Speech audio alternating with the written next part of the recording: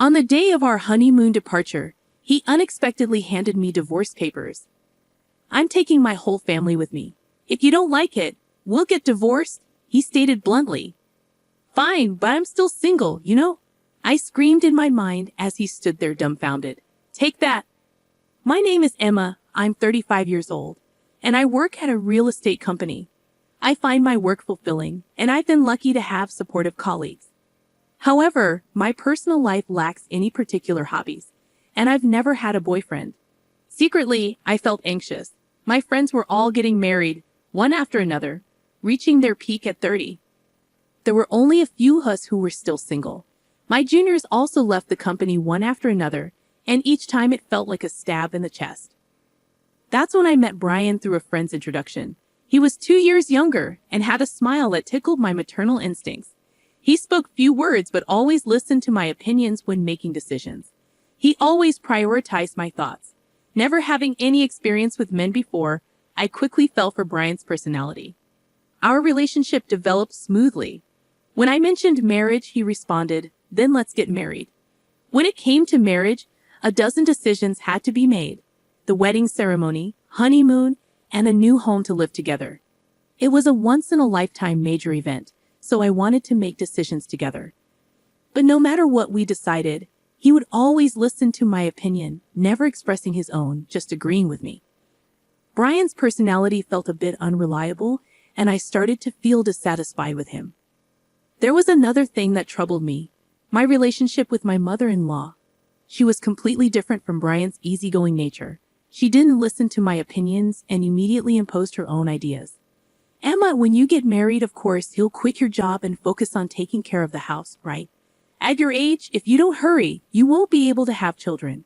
Brian is working hard, so as a woman, you should focus on the family. It's the wife's duty to support her husband," she insisted when I went to greet her. She still held on to such old-fashioned ideas. The truth is, I earned more money than Brian. He didn't seem to think much about it and even told his parents. But his mother didn't seem to like it. "A woman who earns more than a man doesn't have any charm. Maybe you can't do any household chores, can you? A wife should be able to cook, do laundry, clean, and take care of her husband's health. Can you do that?" my mother-in-law said, looking down on me. If it were Brian saying that, it would be one thing, but coming from my mother-in-law, it felt different. It's not something to brag about, but I can manage all household chores since. I've been living alone for quite some time, and I have no intention of giving up my job after marriage. I want to prioritize myself as much as Brian. That's what I thought. But when my mother-in-law criticized me, instead of standing up for me, Brian nodded along with her statements. Because of that, I began to feel uneasy about him. Can I really rely on someone like this for the rest of my life? Well, Brian is younger than me after all. Maybe he'll become more reliable in the future. If this marriage falls through, I might never get married in my life. Anxiety and desires clash in my mind, swirling around in an endless conflict. However, time doesn't wait, even if I'm troubled. There are so many things I need to decide for the wedding: the destination for the honeymoon, applying for time off from work, and so on. The to-do list keeps piling up. With a sense of unease, I spend busy days preparing for both work and marriage. One day, I consulted Brian. "I think, considering our work, we can only take a long vacation at this time. So is it okay to have the honeymoon during this period?" "Yeah, I think it's fine," Brian replied. Both Brian and I have similar quiet periods at work. If we want to take a long vacation, this is the only timing we have. The problem is the wedding venue. The place I've always dreamed of is so popular that it's booked for over a year in advance. In that case, what about going on the honeymoon before the wedding? I suggested. I looked it up, and it seems some people do that. If we have the wedding first, it will be another 2 years before we can go on the trip. "If you're okay with that, Emma, then I'm fine with it too," Brian said. I thought Brian wouldn't object, but his easy agreement surprised me. At this rate, it seems like all my opinions will be accepted. For the honeymoon destination, the menu for the wedding, and the decoration of the venue, I do have a desire for Brian to express his own opinions a little, but it's better than being opposed. So whenever I found a moment. I continued to make progress with the preparations for both the honeymoon and the wedding. In the end, we settled on Europe as our honeymoon destination. I debated until the last minute between Hawaii and Europe. Hawaii is nearby, and I figured there would be another opportunity to go there, so I opted for a tour around Italy and France, relishing the picturesque streets and delectable cuisine. I also looked forward to exploring stylish accessories and perhaps purchasing some commemorative tableware, marking the start of our new life together. After considering various schedules and destinations, I completed the application about a month before the tour. By then, I was completely excited. After all, it was my first overseas trip. It was impossible not to feel thrilled.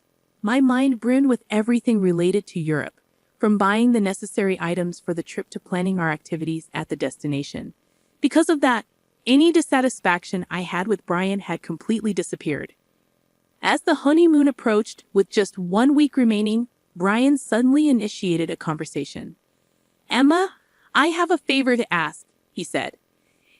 It was unusual for Brian to ask for something, so I wondered what it could be. Could it be about the trip? Did he find a place he wanted to visit? Filled with anticipation, I asked, "What is it? What's wrong?" He innocently made the request, "I want to go to see Taylor when we're in Paris.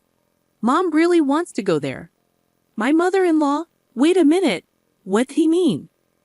I couldn't keep up with this sudden situation, but Brian replied as if it were obvious. Since everyone is going, we'll all be together even during the trip, right?" "What do you mean by everyone?"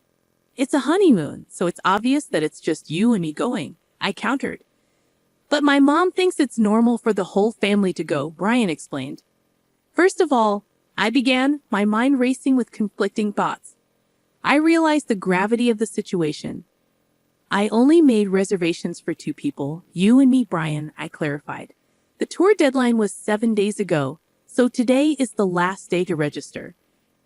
Regardless of whether we go together or not, I only booked for 2 people, so there's no way we can go." "If you ask the travel agency, they can figure something out," Brian suggested. As I stood dumbfounded by his statement, the intercom in the house rang. On the screen, I saw the figure of my in-laws. Without caring about my surprise, they entered the house, carrying a large number of bags. Ignoring my objections, my mother-in-law's eyes sparkled as she announced, "I thought I'd leave the luggage here since we are leaving soon. I'm so excited."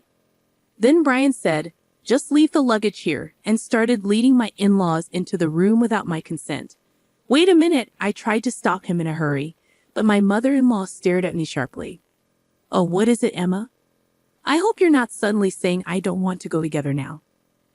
I didn't agree to go together in the first place, I immediately retorted. But my mother-in-law paid no attention, saying, "You heard it? Just no, didn't you? But Brian always thought we would go together with you, right?" In response to my mother-in-law's flattering question, Brian replied with a simple, "Yeah." Taking advantage of his affirmation, my mother-in-law began to deny me. "It's normal for the husband's parents to go on the honeymoon.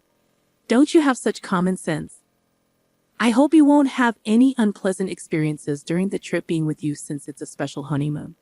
We want to make good memories, right? I'll make sure to drill some common sense into you during this week before we go on the trip," she continued. It's supposed to be a special honeymoon, drilling common sense into me, I thought. It felt like everything was being ruined. I clearly felt my blood boiling. "Mother-in-law, this is a honeymoon, you know. Normally, it's supposed to be just the husband and wife going, right?" I stood my ground, realizing that if I continued to listen to my mother-in-law's side, it would jeopardize the future I desired. I was determined to avoid that at all costs. However, my mother-in-law stubbornly refused to compromise. Not only that, but she also began to deny me. "The husband's parents are supposed to go on the honeymoon together. It's just common sense. I can't believe you dislike being with us. I thought we would become a family, but our common sense is different. You don't like me, and nothing seems to match. How sad," she said, lowering her eyebrows in an artificial manner. The end of her words, "how sad," contained an underlying smirk. I was convinced that she was deliberately trying to trap me. That's how certain I was. Even Brian, without questioning, began to blame me based on my mother-in-law's words. Emma, what the hell? They're my parents. It's okay to go on a honeymoon together, isn't it? It's impossible.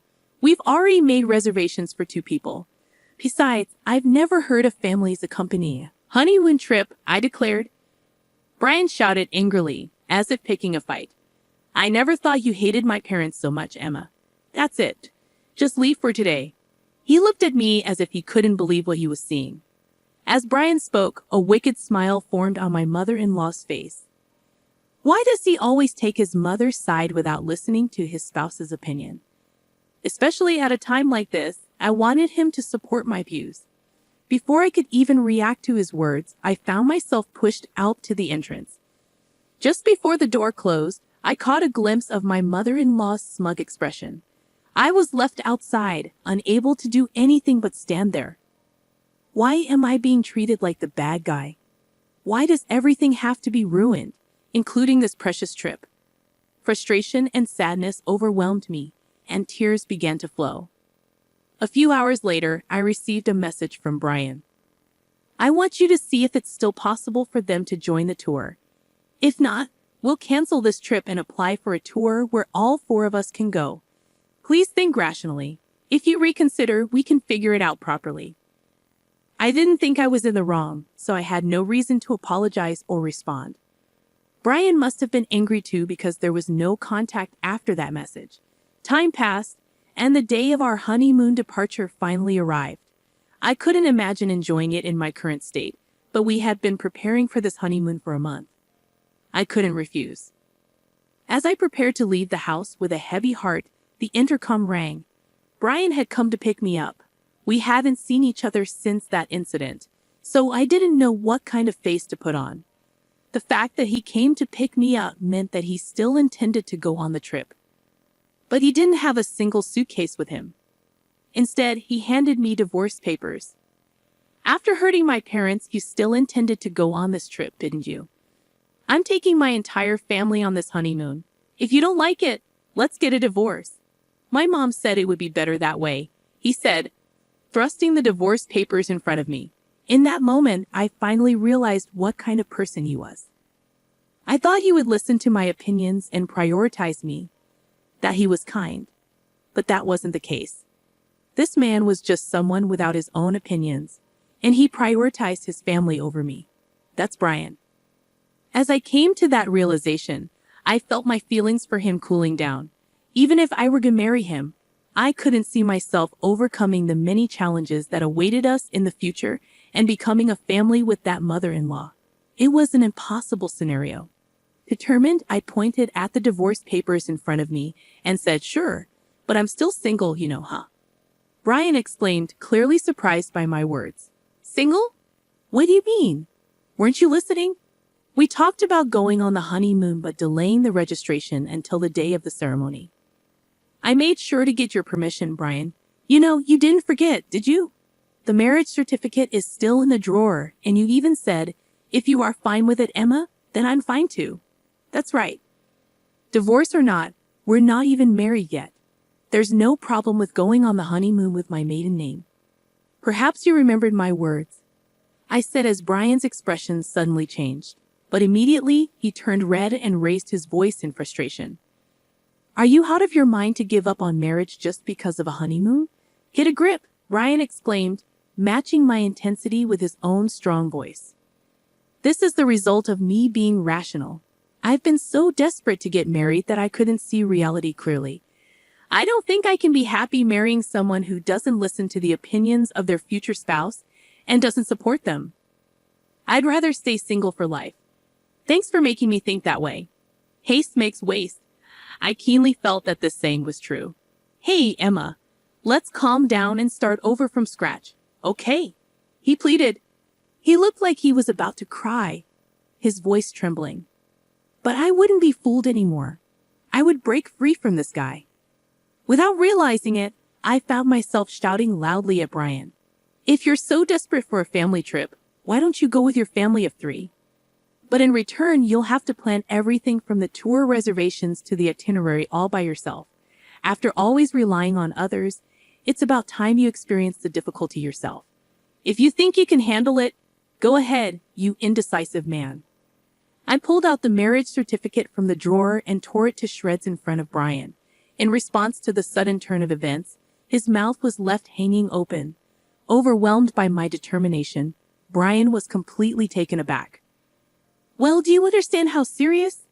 Now I refuse to have a future that's pitch black. It's over between you and me. Why don't you hurry back to your beloved mommy and cry to her, you mama's boy? Leaving a dumbfounded Brian behind, I slammed the front door shut. Given his demeanor, he might actually go cry to his mother. I could easily imagine him doing that. Afterward, I contacted the tour company to cancel our reservations. Since it was a same-day cancellation, we were charged 100% of the cancellation fee. I billed Brian for the entire fee since he was the one who ruined our honeymoon.